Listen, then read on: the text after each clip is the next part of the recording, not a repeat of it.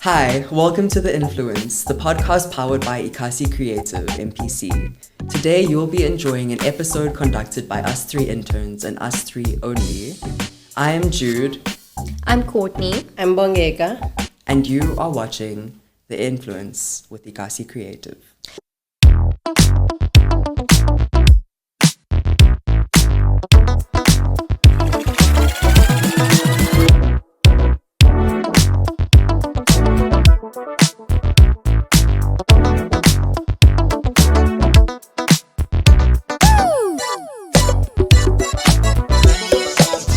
You're hanging out with the voices behind the scenes, interns running on coffee, creativity, and canvas slides. We are here to get into what it's like working in the media, digital content, PR from our perspective. And now we will be going into our mini icebreaker game. I'll be asking some surprise questions to all of the interns. I think I'll start. What would be the interns' group chat name if it was a reality show? Oh. Switch bunnies. I'll go next because, this one I really want to ask. Who's most likely to cry at the end of a movie and deny it? Courtney. Yeah. I do cry. That's for Courtney. Adverts too. I will come in and see like an old man crying and not know the context of anything, and I'm just like bawling my eyes out. Okay, which creative skill do you secretly wish you had that one of us have here? Jude's proposal writing on anything. He writes proposals for literally everything, even if it's like showing a book that we've never read before, or trying a sandwich, or anything. I wish I had Courtney's confidence. Yeah. Oh wow. I also wish that, because like she's also good at pitching. Very. So extremely. that confidence, that girl. And I think also Bongeka's organizational skills I need, because I literally don't keep track of things as I should. But I always look at you and you're keeping track, and I'm like, reminder. That's how we can get an admin. Who's most likely to go viral on TikTok accidentally, and what would the video be for? We Jude. spoke about this too. For the DJ. Jude. No, we just think you're going to do something wild. Or maybe weird, like falling. Chasing lizards and falling. Who's the funniest client personality you've had to work with? Are you gonna say what I think? No, I don't want to say it. One of my clients was an NGO, but they also sort of, but not really linked to a PTY. So when I would call the producers to maybe get one of the clients from the NGO onto radio, they'd be like, this is like free advertising. And I was like, it's an NGO initiative. And they were like, but are you getting paid? And it was just like the audacity for me. So I worked with a few people like that. They were expecting a lot of money from NPO. For an NPO to pay for the interviews, even though it was for like scholarship and bursary initiatives. So I was like, that's little really disclaimer, as an NPC, we don't have funds. Like, we literally are always applying to get funding and to continue. So NPC initiatives, we don't really have that pool of money to just be like, what's one fail moment in your creative journey that you can laugh about now? We just got here. There was this one time where we had clients coming in for a meeting. Yeah. And then it was a meeting with Narima. It was funding. And then we weren't in the meeting, but we knew it was very important, so all of us had a bit of anxiety, and we had to make tea. And then Courtney had to make tea. And then the one lady asked for rooibos with no milk, and the other lady asked for choco with milk. I somehow got that mixed up. And they still drank it, and then they still decided to fund us after the meeting. So, go Courtney. What's the most random place inspiration has ever stuck? In those Tiba school bathrooms. Just like, I'm gonna go to the bathroom now, And then I'm sitting there in the toilet, and then I'm like, I'm gonna do this with the episode. I'm gonna edit it like this. I must create this content. I must add it to the social media calendar. I think it's the way the sun comes in, but also that toilet's always leaking, and I'm always on my toes. You know, I'm always on my toes because I can't put my feet down flat. Otherwise, everything gets wet. So I'm just thinking on my toes. That was such a bad dad joke. Okay. Because I'm always like thinking about what to do in my bed the night before, and then on the train it's like I'm thinking of all these ideas and like typing it out in my notes and then like brainstorming before I get to work. When I'm on set, especially when they say like action, that time you need to focus, but I would like look at other people and get inspiration and think of something creative that time, and like I would love to do this, I would love to be like that person. So I would really say when I'm on set, I have like many ideas and some more creative. It's always just like buzzing for you there. And that time I am not supposed to think about that. Like I'm supposed to work. What's your craziest or funniest experience on set, in your internship, or one of your creative jobs? Mine was trying to catch that lizard in Narima. Narima was like losing herself, like she was dying so much, and I've never seen her laugh like that, like in my life, to the point where I needed to pee in my pants, so I got up and left. Like I left the lizard, I left Narima with the lizard, and I wanted to pee in my pants. I think for me there's like many scenes, but for now I'm thinking about the day I was actually telling you that my heart is beating fast. Everyone laughed, and I didn't expect you to laugh like that. It was a serious situation. And everyone laughed for days. We had a client that we booked for a certain event, and then let's say this client was working for the same organization. We had to send out a pitch to a few of the people at this organization to secure placement, to have a special guest or whatever you may call it.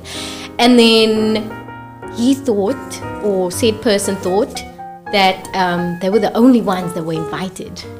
And so when someone else confirmed, because of their lack of response, they were so surprised. Like, I got paragraphed. It was not nice. And because everyone has the company phone on their WhatsApp, we all saw the message. And then a few days later, no response from him. So it's not your fault.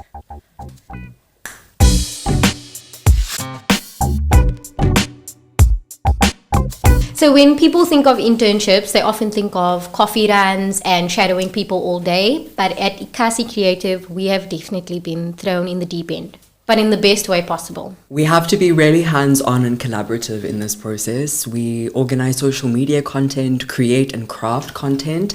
We also organize and lead a lot of social media campaigns. So we're going to get into what our daily tasks look like, how it looks like to manage that, how it looks like to pace out that in planning, the time, pre-production, post-production, all of the business.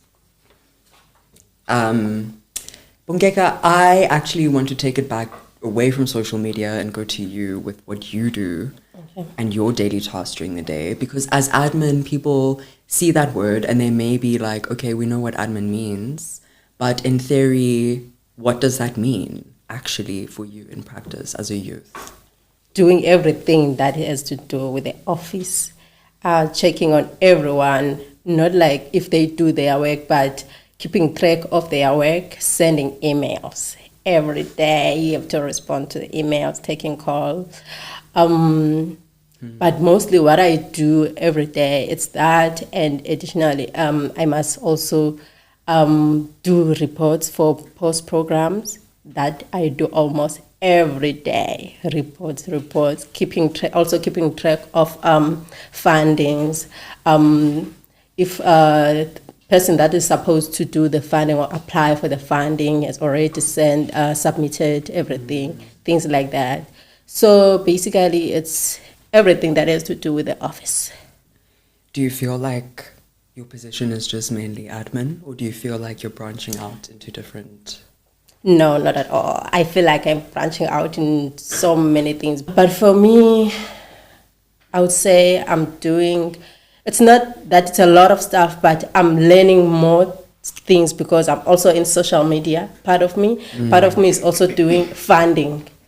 So I'm doing mostly everything that is going on at iKasi, but that's amazing for me because I'm learning a lot. The most thing that makes me happier is getting involved in the social media part. That's my favorite, yeah. But you're a digital content creator in Yeah, general. I am, but there are some, I would say I knew basics, but now I am getting in depth of it. And you, Courtney? My co-worker, my collaborator, my co-creator. You want to know about I would love to know about your experience interning at iKasi, and I know that you and I both, we were hired for social media, but we do also, like Bongeka, we do quite a bit out branching. So do you want to tell us about that? And also tell us about how you brought your PR skills and expertise, which you already, like, you took 10 months in an internship somewhere else, and you decided from there, you're going to come to iKasi and you're going to bolster iKasi. So how has that been? Must I give you a bit of background on that first? You can, absolutely. Okay, Give us some background on your previous internship first, and then... So I obviously graduated with a PR and communications diploma at CPUT. And then started a internship at a PR agency. It was not for the week. But my lecturer was actually the one who recommended me. And so going into it, when you're doing theory in varsity, okay, you're doing the theory, you're doing the theoretical part. There are a lot of practical parts to what you do at CPUT as well. But I found that going into the workplace was so much more different. There are so many things that I've learned working at the PR agency that we didn't learn when we were studying. And that shift was so difficult for me. Also because I was in my third year, so I was studying and working a 9 to 5. So that was insane. The PR agency is very different to an NPC. So it's very intense. They had like 10 clients and then only, say, 9 people working in the agency at the time. So it's a lot of people juggling a lot of tasks. So it's very deadline driven. There was deadlines every single day. What I appreciate about working at iKasi now, it's not that every day is the same, but there's consistency. There's some stability with what we're doing. We know we're going to have social media posts that need to go out and we need to create them. We know that you have your weekly funding. We know that there's certain things that we do every day. And I appreciate that stability because in the agency, there's no such thing. Sometimes you're doing something for a campaign that's running for maybe 2 months. But then while you're doing that, you're also writing something for another client, and then maybe someone doesn't have capacity, so they give a bit of your work to them, which isn't maybe a client that you particularly work with. So you kind of need to juggle everything. And it was so intense, and a lot of the time I was just so under immense pressure, and I don't know how I got through the 10 months. How did you navigate like boundaries in that space? Were you able to even navigate boundaries? Like with saying no to like being overworked or exploited as an intern? That's a bit difficult because agency life, or how I took agency life, maybe it was because I was studying at the time as well. It's like a heavy burnout culture. It's like you need to be doing more, because if you're doing just what you're supposed to do, even if it's a lot, that's like not enough, and you're constantly feeling that. So if I have to work overtime, mind you, I take public transport also, so that's so difficult to do. If I'm working overtime, you're not getting compensated for that. You just need to push, and that's not just with me, that's with everyone that's working within the agency. There's lots of deadlines. You need to stick to your deadlines. If you can't stick to your deadlines, you need to make that heard. But sometimes you just feel like you want to push for something. So it's difficult to juggle everything. There's some times where some of them would go to work and take their work home a lot of the time. Maybe not take lunch as well, just to work through that. And that's a very intense environment to work in. But it taught me a lot, because I was being thrown in the deep end so much that I just had to figure out my time management skills and how to juggle a lot of things at the same time. For iKasi, I'm just working for iKasi. And the team now feels more like a family. So just talking to you guys right now, I feel like we just know each other so well and it feels relaxed. I will say that starting off, I feel like Jude could agree with this as well. It felt like we were doing too much. Like, what are we overworking? Are we overdoing it? Because it seems like we were doing more than we were supposed to do. But also it felt like coming out of that environment and coming into this one, I felt like I wasn't doing enough. But also I'm adjusting to the pace of the NPC as well. Like I thought in the beginning, we need to push the posts up to every single day we need to be posting. We need to be posting on this platform, this platform, this platform. But the main thing really was that we were thrown into the deep end, unfortunately. So I think we also were like, you and I were very perfectionists. You and me, Courtney, like personally. So I think in that sense, like when we work, sure, it's like we really try make it work more than just doing the baseline. We really try make it to like pop. And I think with social media, coming into iKasi, I was very surprised, like personally, at how many people didn't know about iKasi. So like my first plan was honestly just fix the social media, get people to look at the social media, bring a more human side to it that can connect people. And I mean, honestly, the growth has been immense. I mean, a trend today won't be the same as a trend tomorrow. And often with social media influencers or social media content creators, you try and keep in with trends to pique people's interest, to maintain that algorithm's grasp. But yes, I think also what's nice about iKasi, what I very much love and appreciate, is that we are also given the space to get creative and to propose or to make suggestions. And our directors and admin, they're very open to fleshing it out together, seeing how it can work, seeing if there's any places we could do better. Like if you think about it, we've trained and accredited over 500 students throughout enrolling the programs that we have. Well, not we, but iKasi. And yeah, it really is about spotlighting that and the testimonials, because it's true and it's a community. Also adding on that, Courtney, what you just said, I think it's quite exciting working at iKasi because from our previous experiences, from working in not so good working environment, we found iKasi like it's a good open environment, and also the energies that we share with each other. All in all is that it's quite exciting waking up, knowing that you're going to work, you're going to learn something new. I feel like because we all came from such hectic work experiences before, I feel like it's almost destined that we were supposed to be a team. That now that we're in a space like this, it feels so much easier to just communicate with a team, to be in a team that's actually like hyped up to see each other every day. I miss you guys on the weekend. But I'm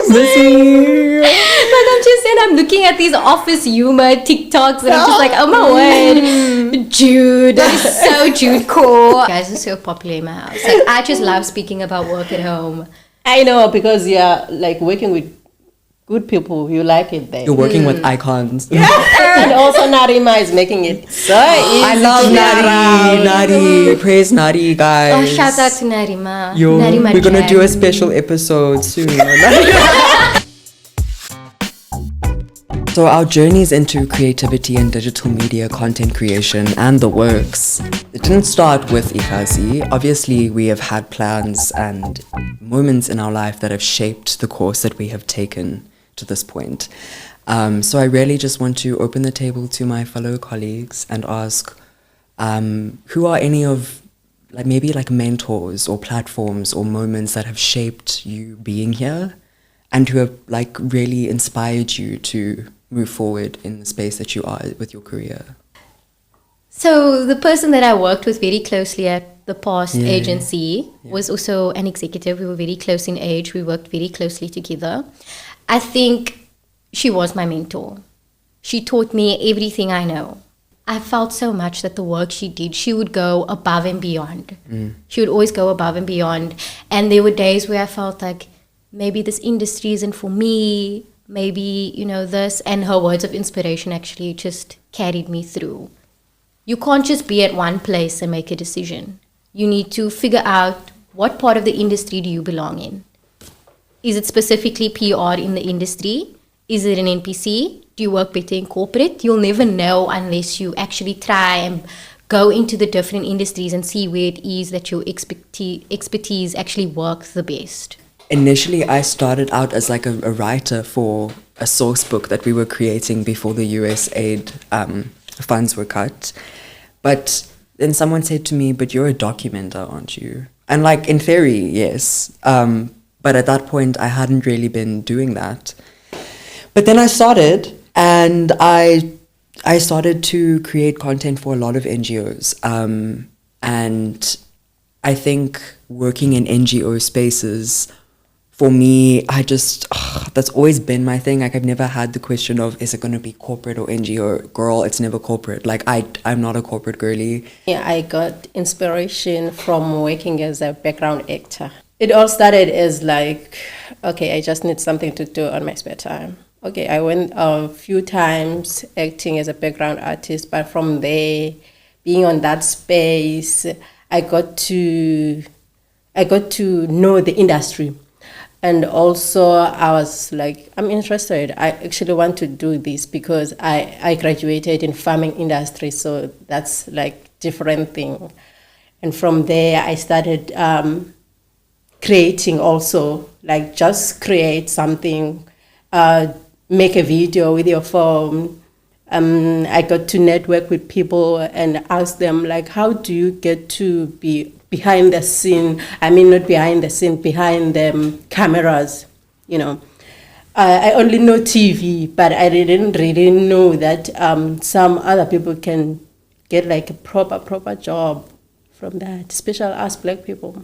So I like, okay, I need to do this. I want to do this. I love this. As much as it is difficult to get into the industry, especially when you are done with those studies, like it's kind of difficult to get a job, but you need to be curious, be interested. In this industry, like they check where you're from, what did you do, who did you work with? So you need to be good in whichever production that you work with. Even here at iKasi, we are doing good. But if you're not good, or maybe they see that you're not gonna be good in this industry, they're not gonna refer you to other productions. We're gonna play a little game now, this or that, the creative edition. TikTok or Instagram? You see, when it comes to I love Instagram. Like the likes and the engagement, it's low. Especially if you're starting out. But I feel like when it comes to TikTok, depending on what you're creating, you can get likes and views just like that. In 5 minutes. And a lot of artists, if they post their song and it becomes a sound, your song is going... Get bang. It's exactly... Only in Cape Town will you see such cock. Holding back the years. Yo, I swear Dai has made like a mill from that sound just alone. I'm joking. I don't know your figures. Continue. TikTok or Instagram, Bongeka? For me, it's TikTok. Tell me why. I think it's because on TikTok, I can post something and relax. I know I'm gonna get likes, but for Instagram I would post and delete. I don't have that much confidence there. I love TikTok so much. It's funny and I like to post there. Although I don't have a niche now, like which way I'm going, I'm just posting though. Whatever is funny, whatever is nice. Yeah, I think I'd probably also choose TikTok. And that's probably because it feeds into my next question of what's your favorite TikTok sound at the moment? Like what is going through your head in those silent moments? Yes, tell us. Me, Salam alaikum. For example, someone is saying, can you show us? Show you. Salam alaikum. Oh damn, we don't have data. Let me buy data, but we can continue. I'm gonna. Do you know the sound? Bongeka, that's funny. You surprised us there. Courtney. Courtney, do you want to start? These BBLs killing all. Sign of TikTok, all you guys are. And the thighs don't match.